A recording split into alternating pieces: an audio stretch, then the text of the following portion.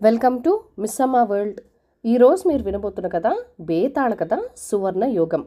పట్టువదలని విక్రమార్కుడు చెట్టు వద్దకు తిరిగి వెళ్ళి చెట్టుపై నుంచి శవాన్ని దించి భుజాన వేసుకుని ఎప్పట్లాగానే మౌనంగా శ్మశానంకేసి నడవసాగాడు.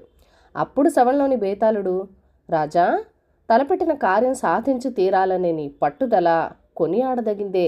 అయితే ఒక్కొక్కసారి ఎంతో శ్రమ పట్టుదలతో కార్యసాధనకు పూనిన వ్యక్తుల్లో కొందరు విపరీతమైన భంగపాటుకు గురి కావటం జరుగుతూ ఉంటుంది.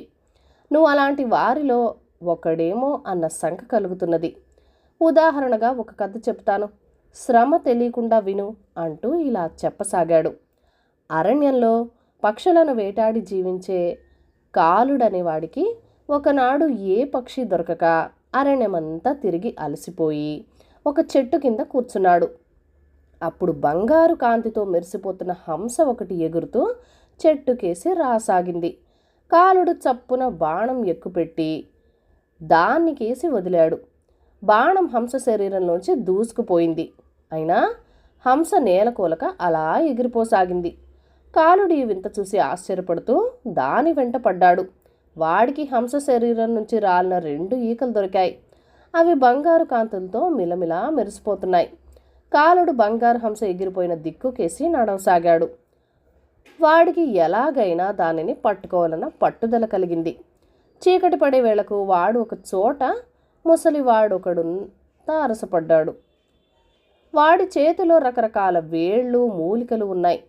కాలుడు ముసలివాడికి హంస గురించి చెప్పి తన దగ్గర ఉన్న ఈకలను అతడికి చూపించాడు. ముసలివాడు వాటిని పరీక్షగా చూసి, ఇవి అచ్చమైన బంగారు ఈకలు, నిజంగా నువ్వు బంగారు హంసనే చూసావా అని ప్రశ్నించాడు. కాలుడు జరిగింది చెప్పగానే ముసలివాడు తనను గురించి చెప్పుకున్నాడు. మణిసిద్ధి అనే ఆ ముసలివాడు ఒక జమీందారు కొడుకు. అతడు 5 ఏళ్ల వయసులో ఉండగా జమీందారు తీవ్రమైన వ్యాధికి గురయ్యాడు. ఆయన వద్ద మణుగుల కొద్దీ బంగారం ఉన్నది. తాను చనిపోతే ఆ బంగారమంతా దాయాదులు చేజిక్కించుకుంటారని భయపడ్డాడాయన. జమీందారు గొప్ప మంత్రశక్తులున్నవాడు. ఆ శక్తులను ఉపయోగించి ఆయన బంగారాన్నంతా ఒక గుహలో నిర్లిప్తపరిచి ద్వారాన్ని దిగ్బంధనం చేసి దాన్ని ఎలా తెరవాలో ఒక రాగి రేఖ మీద లిఖించి భార్యపరం చేసి మరణించాడు. మణిసిద్ధి తల్లి ఆ రేఖని ప్రాణప్రదంగా కాపాడుకుంటూ కొడుకు పెద్దవాడయ్యాక దాన్ని అతడికి ఇవ్వాలనుకున్నది. అయితే దురదృష్టవశాత్తు ఆ రేఖ ఒకసారి నిప్పులో పడి కరిగిపోయింది. దిగులుతో మణిసిద్ధి తల్లి మంచం పట్టి కొద్ది రోజుల్లోనే మరణించింది. దానితో మణిసిద్ధి బికారి అయిపోయాడు. జమీందారు కొడుకుగా తన గత వైభవాన్ని తిరిగి పొందాలన్న పట్టుదలతో అతడు క్షుద్ర లోహాల నుంచి బంగారం తయారు చేసి వరుస వేదులకు రసవాదులకు శుశ్రూషలు చేయసాగాడు. అయినా ముసలితనం ముంచుకు వచ్చిన ఆ ప్రయత్నంలోనే సఫలుడు కాలేకపోయాడు. ఈ బంగారు హంసను పట్టి తీరాలి, నేను నీ వెంట వస్తాను అన్నాడు మణిసిద్ధి. కాలుడు మణిసిద్ధి హంసను వెతుకుతూ బయలుదేరారు. వాళ్ళు మర్నాటి మధ్యాహ్నం వేళకు ఒక నదీ తీరం చేరారు. అక్కడొక సాధు చెట్టు కొమ్మకు 2 కాళ్ళు పెనవేసి తల కిందకు వేలాడుతున్నది. కింద చితి ఒకటి భగ్గుమంటూ పెద్దగా మండుతున్నది. ఆ వేడిని భరిస్తూ అతను తీవ్రమైన తపస్సు చేస్తున్నాడు. కాలుడు మణిసిద్ధి ఆశ్చర్యపోతూ సాధువుని సమీపించేంతలో అతడి కళ్ళు తెరిచి వాళ్ళకేసి వింతగా చూసి, ఎవరు మీరు? ఈ మహారణ్యంలో మీకేం పని అన్నాడు. కాలుడు సంగతి చెప్పాడు. సాధు వెంటనే చెట్టు కొమ్మ నుంచి చితిమంటల్లోకి దూకి వేగంగా వాళ్ళను సమీపించి, అయ్యలారా, నా పేరు వజ్రకంఠుడు. నా తండ్రి రాజుగారి దగ్గర కోశాధికారి. నేను సామాన్య సైనికుడును. ఒకసారి కోశాగారంలో పెద్ద ఎత్తున దొంగతనం జరిగింది. రాజు తన తండ్రిని అనుమానించి చెరసాల్లో పెట్టించాడు. కొన్నాళ్ల తర్వాత ఒక బందిపోటు ముఠా నగర శివార్లో దోపిడికి వచ్చింది. నేను మరికొందరు సైనికులం వాళ్ళని ఎదిరించి ఘోరంగా పోరాడాం. బందిపోట్లు చావగా మిగిలిన వాళ్లలో వాళ్ళ నాయకుడు మాకు బందీ అయ్యాడు. వాడి మెడలో ఉన్న హారం కోశాగారం నుంచి దొంగిలించబడిందని నేను గుర్తించి వాణ్ణి రాజుగారికి అప్పగించాను. అయితే ఈ లోపలే అవమానాన్ని భరించలేక నా తండ్రి ఆత్మహత్య చేసుకున్నాడు. నేను తండ్రి పోయిన దుఃఖంలో సన్యాసుల్లో కలిసి దేశాలు తిరిగాను. ఈ జన్మలోనే ఏనాటికైనా రాజు కావాలన్నది నా ఆకాంక్ష. ధనం ఉంటే ఎంతమంది సైనికుల్ని సమకూర్చుకోవచ్చు. సైనిక బలంతో రాజ్యాన్ని జయించి రాజు కావటం ఏమంత కష్టం కాదు. ఒక మహత్తులు గల సన్యాసిని ఉపదేశించగా, నేను లక్ష్మీ కటాక్షం కోసం ఇక్కడ తపస్సు చేస్తున్నాను అని చెప్పాడు. అంతలో బంగారు హంస రెక్కలాడిస్తూ వాళ్ల మీదుగా ఎగిరిపోయింది. అది చూస్తూనే వజ్రకంఠుడు, ఆహా, ఇది బంగారు హంస, మనకు తప్పక సువర్ణయోగం ఉన్నది. హంసలు ఒంటరిగా కాక గుంపులుగా నివసించే జీవులు. ఇదెక్కడికో వాటి నివాస స్థానమైన సరోవరం ఉంటుంది, పదండి అన్నాడు ఉత్సాహంగా. ముగ్గురు కలిసి బంగారు హంస ఎగిరిపోయిన మార్గాన్న బయలుదేరారు. దారిలో వాళ్లకొక శిథిలావస్థలో ఉన్న కాళికాలయం కనబడింది. అక్కడ కాళీమాతకు పూజ చేస్తున్న పసివాణ్ణి, పక్కనే రాతి మీద కత్తికి పదును పెడుతున్న ఒక దృఢకాయుడిని చూసి వాళ్ళు నివ్వరపోయారు. ముగ్గురు కూడబలుక్కుని హఠాత్తుగా ఆ దృఢకాయుడి మీద పడి పెడరెక్కలు విరిచి పట్టుకున్నారు. వాడు గింజుకుంటూ, నా కొడుకుని నేనేమైనా చేసుకుంటాను, అడ్డగించేందుకు మీరెవరు అంటూ అరిచాడు. వజ్రకంఠుడు వాణ్ణి మందలిస్తూ, అసలు సంగతేంటి అని అడిగాడు. దానికి వాడు, నా పేరు మాణిక్యవర్మ, తరతరాలుగా మేమీ దేవికి పూజారులం. నాకు ముగ్గురు కొడుకులు. ఈ మధ్య పెద్దవాడికి జబ్బు చేస్తే సరి అయిన వైద్యం చేయించేందుకు డబ్బు లేకపోయింది. వాడు పోయాడు. నేను దుఃఖంతో కుంగిపోయి కాళీమాతను నిందిస్తూ రాత్రి దేవాలయంలో పడుకున్నాను. కాళీమాత నాకు కల్లో కనిపించి, మిగిలి ఉన్న ఇద్దరు కొడుకుల్లో ఒకడిని తనకు సమర్పిస్తే నట్టింట కనకవర్షం కురిపించగలనని చెప్పింది. అందుకే వీడిని సమర్పించబోతున్నాను అన్నాడు. మణిసిద్ధి వాడితో, మూర్ఖుడా, ముందు కత్తిని దూరంగా పారే, మనందరికీ సువర్ణయోగ్యం ఉన్నది అని తాము అటుగా వచ్చిన కారణం చెప్పాడు. ఇప్పుడు నలుగురు కలిసి బంగారు హంస పోయిన దిక్కుగా బయలుదేరారు. మర్నాటి ఉదయానికి వాళ్ళొక కొండను సమీపించి దాని శిఖరానికి ఎక్కారు. అక్కడ వాళ్ళకొక పెద్ద సరస్సు కనిపించింది. అందులో వందల కొద్దీ బంగారు హంసలు సూర్యకాంతిలో బంగారు ముద్దలా మెరిసిపోతూ విహరిస్తున్నాయి. సరస్సులో ఎక్కడ చూసినా వికసించిన బంగారు కమలాలు. ఆ దృశ్యం చూసి వాళ్ళు పరవశించిపోయారు. బోయవాడైన కాలుడు తప్ప మిగతా ముగ్గురు బంగారు కమలాల్ని చేజిక్కించుకోవడానికి సరస్సులోకి దిగారు. కాలుడు దృష్టి మాత్రం బంగారు హంసలపైనే ఉన్నది. వాడు కూడా సరస్సులో దిగి వాటిని పట్టుకోబోయాడు. అయితే అవి వాడికి అందకుండా దూరంగా ఈదుకుపోసాగాయి. కాలుడు సరస్సు నీటిలో మరి కాస్త ముందుకు పోతూ తనతో వచ్చిన వాళ్ల కోసం తల తిప్పి పక్కకు చూశాడు. అక్కడ వాళ్ళు కనిపించలేదు గాని 3 బంగారు హంసలు కాలుడికేసి ముక్కులు చాచి చూస్తూ నీళ్లలో తేలి ఆడుతున్నవి. అది చూసి కాలుడు ఉలిక్కిపడి మరుక్షణమే సరస్సు నుంచి గబగబా బయటికి వచ్చి తిరిగి చూడకుండా ఇంటి దారి పట్టాడు. బేతాళుడి కథ చెప్పి, రాజా, కాలుడిలాగే మిగతా ముగ్గురు కూడా బంగారు హంసలను పట్టుకునేందుకు వెళ్ళిన వాళ్లే కదా.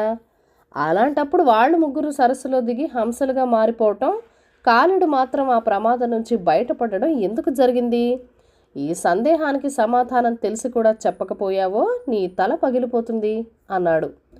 దానికి విక్రమార్కుడు, కాలుడు బోయవాడు, వాడి వృత్తి పక్షులను పట్టడం, అదే వాడి జీవనాధారం. ఏ పక్షి దొరకని సమయంలో వాడు బంగారు హంసను పట్టేందుకు బయలుదేరాడు. వాడు మొదట్లో బాణం కొట్టింది అది మామూలు హంస అనుకునే. మిగతా ముగ్గురు సంగతి వేరు. వాళ్ళు తమకు సువర్ణయోగం పట్టాలనే దురాశతో ఉన్నవాళ్ళు. ఆ కారణం వల్లనే వాళ్ళు సరస్సులో దిగినప్పుడు హంసల మాట మరిచి బంగారు కమలాల కోసం ఎగబడ్డారు. కాలుడు అలా చేయలేదు. వాడికి ముఖ్యం పక్షి, బంగారం కాదు. తన తోటి వాళ్ళు ముగ్గురు హంసలుగా మారడం చూడగానే వాడికదేదో మహత్తుగల సరస్సు అన్న గ్రహింపు కలిగింది. అందుకే వాడు హంసను పట్టే ప్రయత్నం మాని ఇంటి దారి పట్టాడు అన్నాడు. రాజుకి ఈ విధంగా మౌనభంగం కలగగానే బేతాళుడు శవంతో సహా మాయమై తిరిగి చెట్టెక్కాడు. గొడ్డలి పదును. ఈ కథను రచించిన వారు ప్రభాకర్ మందార్ గారు. దేవగిరి రాజ్యాన్ని ఒకప్పుడు విక్రమసింహుడనే రాజు పరిపాలిస్తూ ఉండేవాడు. ఆయన కొలువులో యుగంధరుడనే మంత్రి, శశివర్మ అనే సేనాధిపతి ఉండేవాళ్ళు. ఒకడు మహామేధావి అయితే మరొకరు మహాపరాక్రమశాలి. వారి కారణంగా దేవగిరి రాజ్యం శత్రువులకు దుర్భేద్యంగా సుఖశాంతులతో అలలారుతూ ఉండేది. ఇలా ఉండగా ఒకనాడు సేనాధిపతి శశివర్మ హృద్రోగానికి గురై అకాల మరణం పాలయ్యాడు. శశివర్మ స్థానంలో సేనాధిపతిగా ఎవరిని నియమించాలన్నది పెద్ద సమస్య అయింది. మంత్రి యుగంధరుడితో సమాలోచించి సైన్యాధిపతి పదవికి తగిన యోధుల కోసం రాజ్యంలో చాటింపు వేయించాడు. రాజు విక్రమసింహుడు అది విని రాజ్యంలో అనేక మంది యుద్ధ విద్యలు నేర్చిన యువకులు ముందుకు వచ్చారు. వాళ్ళందరికీ గుర్రపు స్వారీ, కత్తి యుద్ధం వంటి ఎన్నో అంశాలలో పోటీలు నిర్వహించబడ్డాయి. ఓడిపోయిన వారుకు పోగా నిశాంతుడు, నిఖిలుడు అనే ఇరువురు మాత్రమే పోటీలలో సమవుజ్జీలుగా నెగ్గారు. వారిరువురు శక్తి సామర్థ్యాలు ఒకే విధంగా ఉన్నాయి. ఆ ఇద్దరిలో సైన్యాధిపతి పదవికి ఎవరిని ఎంపిక చేయాలో విక్రమసింహుడికి అంతుపట్టలేదు. ఆయన మంత్రి యుగంధరుడి సలహా మీద ఒక విలువిద్యా ప్రదర్శన ఏర్పాటు చేశాడు. 2 మది చెట్లు చిటారు కొమ్మల్లో 2 లక్ష్యాలను అమర్చాడు. వాటి ప్రతిబింబాలను కిందున్న అద్దాల్లో చూస్తూ వాటిని బాణాలతో పడగొట్టాలి. ఆదేశం అందుకున్న 2-3 క్షణాల్లోనే నిఖిలుడు అతి సునాయాసంగా లక్ష్యాన్ని నేలకూల్చాడు. నిశాంతుడు మాత్రం అద్దంలో లక్ష్యాన్ని చూస్తూ సరి అయిన కోణం కోసం అటు ఇటు కదిలి కొంత ఆలస్యంగా ఛేదించాడు. నిఖిలుడే సేనాధిపతి పదవికి అర్హుడు అన్నాడు విక్రమసింహుడు. క్షమించండి మహారాజా, మీ అభిప్రాయంతో నేను ఏకీభవించలేను అన్నాడు యుగంధరుడు వినయంగా. అదేమిటి మహామంత్రి? ఆదేశించిన మరుక్షణమే లక్ష్యాన్ని ఛేదించాడు నిఖిలుడు. కానీ నిశాంతుడు అటు ఇటు తచ్చాడి ఆలస్యంగా లక్ష్యాన్ని పడగొట్టాడు. మరి నిశాంతుడి కంటే నిఖిలుడు సమర్థుడని నిర్ణయించటంలో సందేహపడవలసింది ఏమున్నది అని ప్రశ్నించాడు విక్రమసింహుడు.